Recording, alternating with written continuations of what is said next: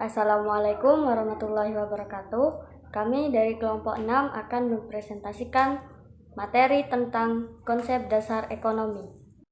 Assalamualaikum warahmatullahi wabarakatuh. Perkenalkan, nama saya Safira Rizky Sukma Darmayanti dengan NIM 2102102041415. Di sini saya akan menjelaskan apa itu ekonomi. Ekonomi menurut para ahli. Ekonomi menurut Adam Smith adalah penyelidikan tentang keadaan dan sebab adanya kekayaan negara. Ekonomi menurut Alfred Masal adalah ilmu yang mempelajari tindak manusia secara perorangan kolektif dan kaitannya dalam penggunaan barang-barang material. Ekonomi menurut Abraham Maslow adalah salah satu bidang kajian yang mencoba menyelesaikan masalah keperluan asas kehidupan manusia melalui pengembangan suatu sistem ekonomi yang dianggap efektif dan efisien. Ekonomi menurut M. Manulak adalah ilmu yang mempelajari bagaimana memenuhi keinginan manusia atau masyarakat demi tercapainya kemakmuran atau kondisi di mana manusia bisa memenuhi kebutuhannya baik dalam bentuk barang maupun jasa. Ekonomi menurut Mill G.S. adalah sense practical tentang pengeluaran dan penagihan. Selanjutnya adalah pentingnya mempelajari ekonomi.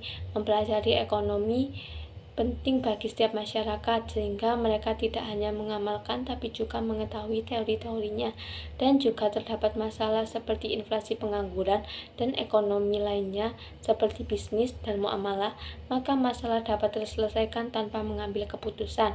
Selanjutnya adalah prinsip kegiatan ekonomi. Prinsip kegiatan ekonomi ada 3, yaitu distribusi, produksi, dan konsumsi. Kegiatan distribusi adalah penyaluran, pembagian, atau pengiriman barang keperluan sehari-hari kepada orang atau beberapa tempat. Kegiatan produksi didefinisikan sebagai proses pengeluaran hasil, penghasilan, atau pembuatan suatu barang yang dapat diartikan sebagai usaha untuk menciptakan atau menambah nilai ekonomi suatu benda dengan tujuan memenuhi kebutuhan manusia. Selanjutnya, kegiatan konsumsi adalah pemakaian barang hasil produksi untuk memenuhi kebutuhan. Perkenalkan, nama saya Jessica Amalia Putri dengan NIM 21021020429. Dalam kegiatan ekonomi perlu sekali adanya motif ekonomi. Nah, apa sih motif ekonomi tersebut? Baik, jadi di sini saya akan membahas pengertian dari motif ekonomi. Motif ekonomi adalah alasan yang mendorong seseorang melakukan tindakan ekonomi. Dalam pengertian umumnya, motif ekonomi merupakan motivasi yang membuat seseorang melakukan tindakan ekonomi. Motif ekonomi ini bersifat intrinsik dan ekstrinsik, di mana intrinsik yaitu motivasi yang berasal dari dalam diri individu, sedangkan motif ekstrinsik yaitu motivasi yang berasal dari luar diri individu. Biasanya ini dipengaruhi oleh lingkungan. Untuk yang selanjutnya yaitu macam-macam motif ekonomi dan tujuannya. Yang pertama yaitu motif untuk memenuhi kebutuhan dan taraf hidup. Motif ini memiliki tujuan yaitu untuk memenuhi kebutuhan manusia dan mencapai kemakmuran. Nah, setiap manusia memiliki kebutuhan hidup pastinya. Untuk memenuhi kebutuhan hidup tersebut, diperlukan kemakmuran. Apa sih kemakmuran itu? Kemakmuran sendiri yaitu kondisi di mana seseorang mampu memenuhi sebagian besar kebutuhan hidupnya. Yang kedua yaitu motif untuk memperoleh keuntungan. Tujuan utama dari motif ini adalah untuk memperoleh profit. Nah, profit atau keuntungan ini bisa dalam bentuk uang atau hal-hal lainnya. Yang ketiga yaitu motif untuk memperoleh penghargaan. Motif ini dilakukan agar seseorang bisa dihargai oleh orang lain. Nah, penghargaan ini bisa berupa medali atau hanya juga bisa berupa ucapan terima kasih. Nah, yang keempat yaitu motif memperoleh kekuasaan. Tujuan utama dari motif ini adalah untuk memperoleh kekuasaan. Motif ini didorong oleh hasrat manusia yang tinggi karena manusia telah mencapai kehidupan sejahtera. Maka, manusia itu akan menginginkan kekuasaan yang lebih. Hal ini dikarenakan oleh sifat manusia itu sendiri, yaitu tidak pernah merasa puas akan sebuah kebutuhan. Nah, yang terakhir yaitu motif sosial. Motif sosial merupakan suatu motif yang mulia karena dari motif ini bersifat murni dan tidak pamrih. Motif ini memiliki tujuan untuk membantu meringankan beban yang diderita oleh orang lain. Hal ini didasari oleh kata-kata manusia merupakan makhluk sosial yang tidak dapat hidup sendiri. Tujuan untuk memenuhi kebutuhannya. Beberapa prinsip yang perlu diperhatikan konsumen dalam menerapkan prinsip ekonomi diantaranya yaitu membuat prioritas terhadap barang atau jasa yang akan dibeli dengan memperhatikan manfaatnya terlebih dahulu atau kita dahulukan yaitu kebutuhan-kebutuhan pokoknya.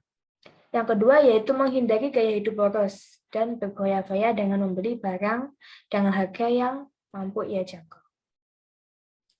Yang selanjutnya yaitu membeli barang dengan kualitas terbaik.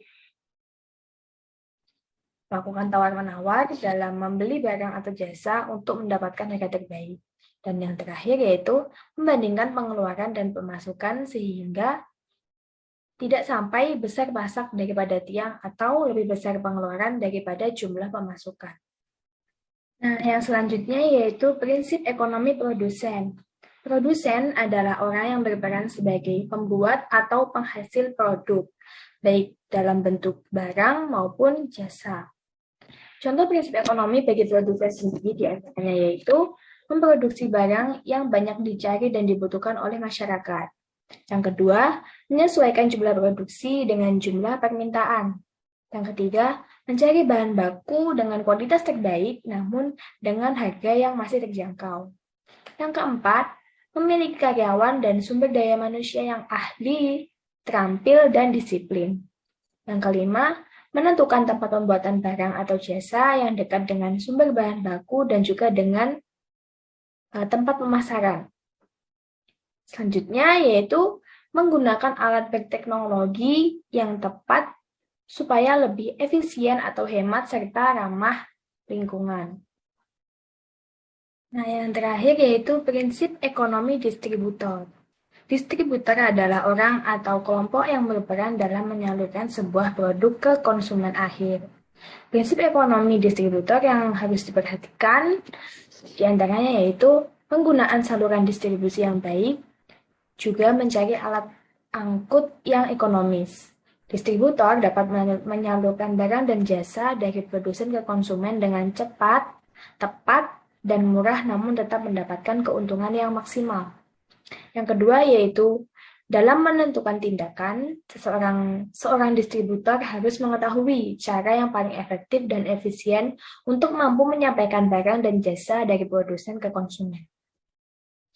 Selanjutnya yaitu klasifikasi barang atau jasa, yaitu kegiatan memilah-milah produk sesuai jenis ukuran dan banyaknya sebelum sampai ke konsumen. Distributor juga sebaiknya memperhatikan daya beli masyarakat atau daya beli target marketnya.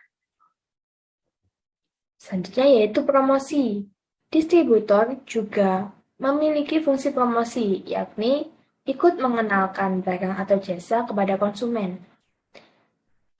Yang terakhir yaitu menyalurkan barang secara tepat waktu dan dengan hati-hati, supaya tidak terjadi kerusakan pada barang yang diantar. Nah, selanjutnya yaitu tindakan ekonomi. Tindakan ekonomi merupakan suatu tindakan yang dilakukan seseorang sebagai makhluk ekonomi. Tindakan ekonomi ini bertujuan untuk memenuhi kebutuhan fisik manusia agar dapat mencapai suatu kesejahteraan. Nah, jenis-jenis tindakan ekonomi ada dua, yaitu tindakan ekonomi rasional dan tindakan ekonomi irasional. Tindakan ekonomi rasional merupakan tindakan yang didasari dari yang lebih menguntungkan. Oleh karena itu, tindakan ekonomi rasional biasanya untuk memperoleh suatu kepuasan yang maksimal. Yang kedua yaitu tindakan ekonomi irasional. Merupakan suatu tindakan yang dilakukan oleh manusia yang menurut mereka akan menguntungkan. Namun, hasil akhirnya justru merugikan. Seseorang yang bertindak irasional biasanya tidak mempertimbangkan faktor, biaya, waktu dan tenaga yang dirugikan. Tindakan ekonomi ini juga memiliki beberapa tujuan, yaitu yang pertama agar dapat membedakan mana yang menguntungkan dan mana yang merugikan. Yang kedua, untuk dapat membedakan kualitas harga barang dan jasa. Yang ketiga, agar dapat membedakan barang atau jasa yang dibutuhkan dan yang tidak dibutuhkan. Dan yang terakhir yaitu agar bisa lebih memprioritaskan kebutuhan hidup. Kelangkaan adalah kesenjangan antara sumber daya ekonomi yang terbatas dengan jumlah kebutuhan hidup yang tidak terbatas. Kelangkaan timbul karena kebutuhan manusia terus bertambah. Akibatnya, sumber daya yang tidak cukup untuk memenuhi kebutuhan kehidupan. Menurut ilmu ekonomi, kelangkaan mengandung dua pengertian, yaitu yang pertama dikatakan langka jumlahnya jika tidak dapat mencukupi dibandingkan dengan jumlah kebutuhan. Yang kedua dikatakan langka karena butuh pengorbanan untuk mendapatkannya. Penyebab kelangkaan. 1. Letak geografis. Letak geografis yang berbeda-beda menyebabkan persebaran sumber daya di berbagai wilayah yang berbeda. 2. Pertumbuhan penduduk. Pertumbuhan di muka bumi terus bertambah. Laju pertumbuhan lebih cepat daripada laju pertumbuhan hasil produksi. Hal ini mengakibatkan hasil produksi tidak dapat memenuhi kebutuhan hidup manusia yang semakin banyak. Yang ketiga, kemampuan produksi. Kemampuan produksi yang terbatas akan mengakibatkan rendahnya jumlah produksi. Hal inilah yang dapat menimbulkan tidak terpenuhnya kebutuhan manusia. Yang keempat, perkembangan teknologi. Teknologi yang tinggi dapat memenuhi kebutuhan lebih banyak daripada tingkat teknologi yang rendah. Lambatnya perkembangan dan penerapan teknologi dapat menyebabkan tidak terpenuhinya kebutuhan manusia secara maksimal. Yang kelima, terjadinya bencana alam. Adanya bencana alam bisa menimbulkan kerusakan lingkungan dan berpengaruh langsung terhadap kegiatan kehidupan manusia. Cara mengatasi kelangkaan. 1. Menyusun skala prioritas. Perencanaan disusun berdasarkan prioritas, dari kebutuhan yang penting hingga yang tidak penting. Ini merupakan salah satu cara untuk mengatasi kelangkaan, karena menggunakan alat pemuas kebutuhan didasarkan pada sifat mendesak atau tidaknya alat pemuas harus dipenuhi. Yang kedua, menghemat penggunaan sumber daya alam. Meskipun hasil alam melimpah, namun jika tidak dibatasi penggunaannya, lambat laun akan habis. Manusia harus menggunakan sumber daya alam dengan bijak. Yang ketiga, memelihara sumber daya alam. Yang keempat, memanfaatkan sumber daya pengganti.